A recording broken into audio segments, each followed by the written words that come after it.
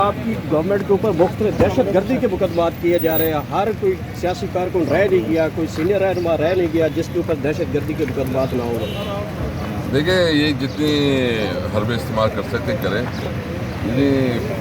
ہم اتنی senior position پہ رہے ہیں, قومی اسمبلی کے اسپیکر رہے ہیں, اور ہمارے خلاف اور عمران خان جو کہ ملک کا ایک بہت بڑا پرائم منسٹر رہا ہے, اسٹار رہا ہے, اس کے خلاف جو ہے دہشت گردی کی کیسے بنا کے یہ مذاق کر رہے ہیں.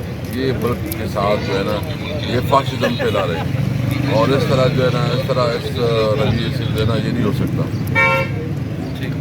اچھا سر, بتائیے گا کہ اس وقت تک جو اطلاعات ہے وہ الیکشن کمیشن نے وہ ابھی تک کوئی فنڈ نہیں ریلیز کیا. اس گورنمنٹ نے الیکشن ہوتا ہوا دکھائی نہیں دیتا.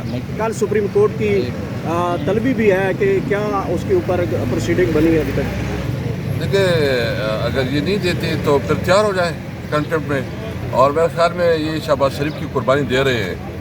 اور اگر کیبنٹ کی تو حکومت کے پاس ابھی دو راستے ہیں, یا گھر جانا ہے یا پیسے دینا ہے. پیپلز پارٹی جو ہے وہ بائیکاٹ نظر کر رہی ہے کہ وہ اس فیصلے کے ساتھ چلنا چاہ رہی ہے.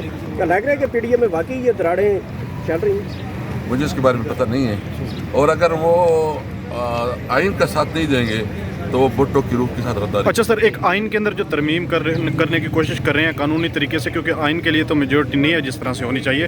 آج دوبارہ پھر قومی اسمبلی کا سیشن ہوگا, کیا کہیں گے اس حوالے سے آپ؟ دیکھیے, یہ اسمبلی ادھوری ہے. اس اسمبلی کا بھی کوئی قانونی حیثیت نہیں رہی ہے. اس کی گورنمنٹ جو پرائم منسٹر اور اپوزیشن ایک ہی پارٹی سے ہے, اس کو کوئی نہیں مانے گا. اس کی قانون سازی کی کوئی ویلیو نہیں ہوگی. ٹھیک, شکریہ.